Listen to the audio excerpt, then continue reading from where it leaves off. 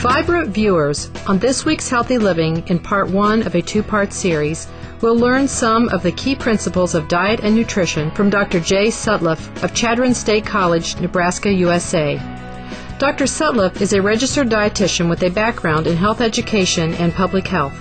He is a popular speaker at health expos and conferences and is an advocate of the vegan lifestyle. Given the seemingly endless array of food choices, some feel it is a challenge to know which are truly the foods that can keep our bodies strong and full of energy. Dr. Sutliffe first discusses the C-reactive protein level as an indicator of health status and why this measure shows that always selecting natural, plant-based foods is vital to keeping healthy and active.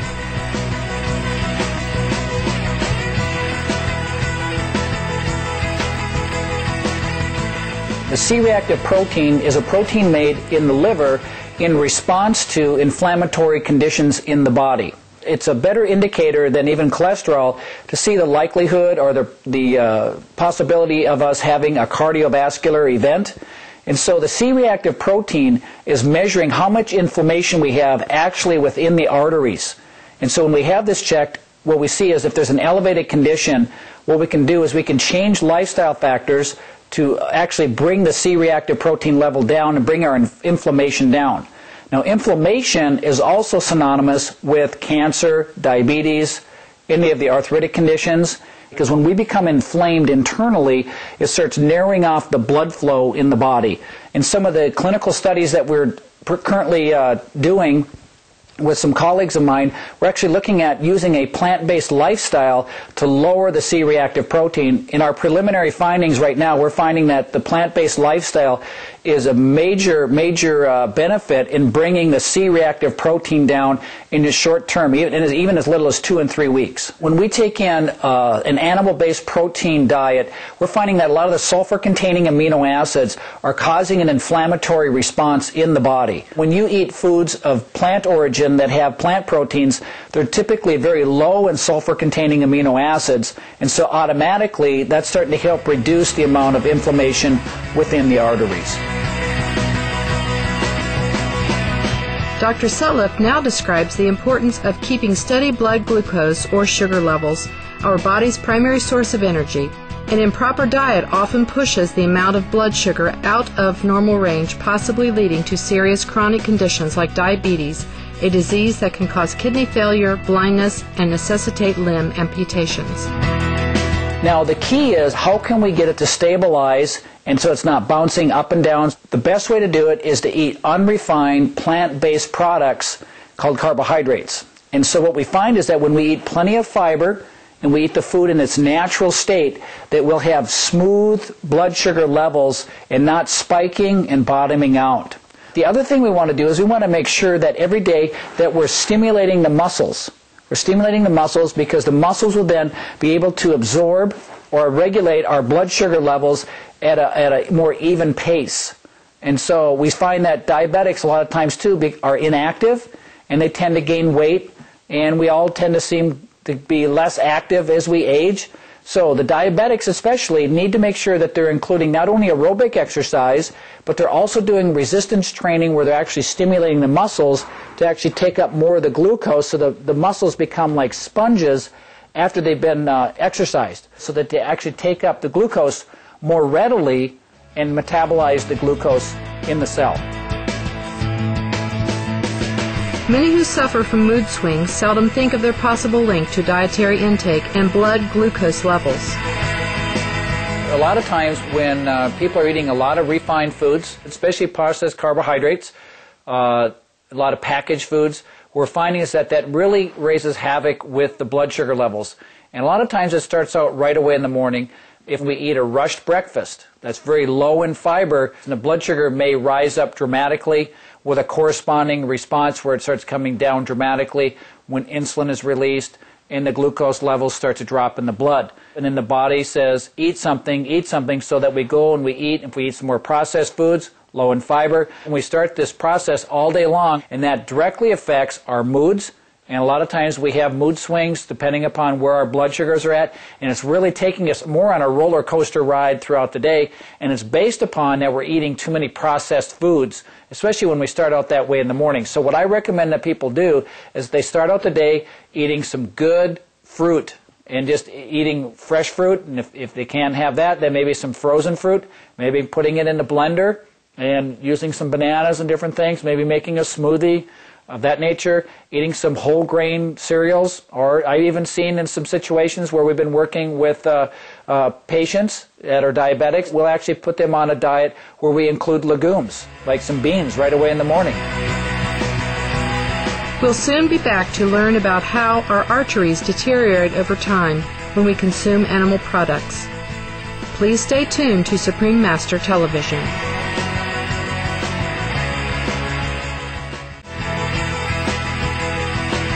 Welcome back to Healthy Living on Supreme Master Television, featuring our talk about important principles of diet and nutrition with Dr. Jay Sutliffe, who is a vegan public health and nutrition expert. Arteriosclerosis, or the hardening of the arteries, is a global public health crisis, with many people suffering from this condition.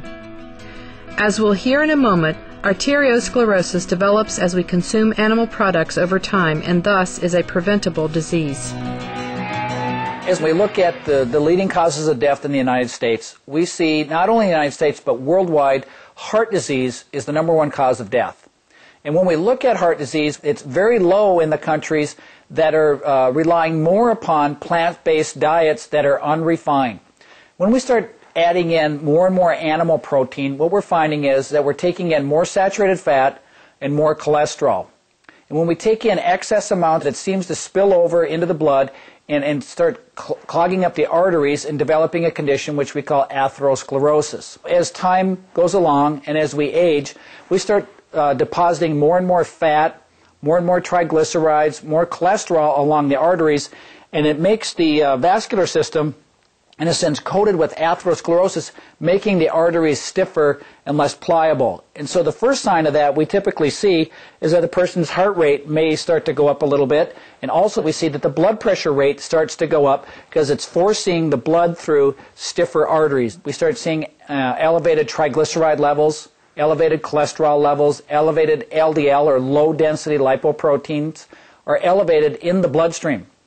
And so these are signs that atherosclerosis is developing. This is something that starts out very young but may not really show up in a person, and they may not be aware of it till late in life, and the first warning may be that they may have a heart attack or a stroke. So the first thing we want to look at, again, is how much saturated fat, how much cholesterol we're taking in, and how much trans fats. Saturated fat is typically any fat that is solid at room temperature.